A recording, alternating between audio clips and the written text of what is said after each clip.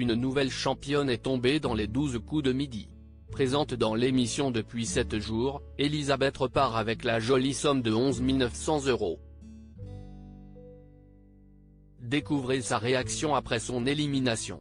Son sourire et sa gaieté ont marqué le plateau des 12 coups de midi. Ce mardi 14 mars, Elisabeth, intronisée maître de midi, après avoir pris la place de celle qui avait fait chuter Florian, est tombée. La Corse, qui a réussi 2 coups de maître et formulé 2 propositions face à l'étoile mystérieuse, repart avec la jolie somme de 11 900 € de gain. Mais alors qu'elle ne tenait plus que sur un fil depuis quelques émissions, la jeune femme s'est trompée à 2 reprises dès la manche d'ouverture.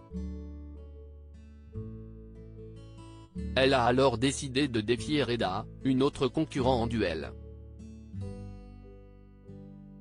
Un affrontement que ce dernier a remporté. Les 12 coups de midi, Elisabeth éliminée à cause d'une question sur un dessin animé. Quelle est la couleur de la plus célèbre panthère des dessins animés? Cette question, dont la réponse était plus qu'évidente, a causé la défaite d'Elisabeth. Notre belle panthère repart en Corse, a commenté le présentateur du jeu dans la foulée avant de lui adresser de jolis compliments. La Corse était super bien représentée. C'était super agréable. Loin de perdre le sourire, la jeune femme s'est ensuite fait remarquer en train de faire le ménage de son pupitre et de plier son plaid. « Ne vous occupez pas de moi », a-t-elle déclaré dans un léger rire. Elisabeth avait pris la relève de Florian dans le jeu de TF1. Florian, le dernier grand maître de midi aux 24 participations, avait été éliminé par Julie, candidate éphémère du jeu de TF1.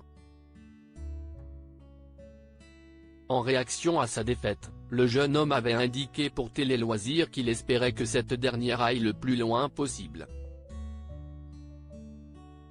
Bon, elle a été éliminée le lendemain, avait-il regretté.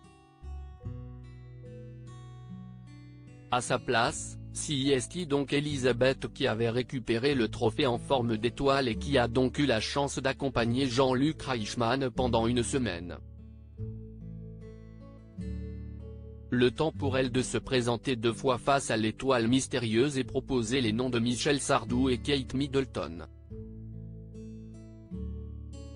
Régulièrement en manque de candidates féminines pour le combat des maîtres, la dérivée estivale du jeu de TF1, on peut imaginer que la jeune Ajaxienne soit de retour pour se confronter aux plus grands champions comme Bruno ou Xavier.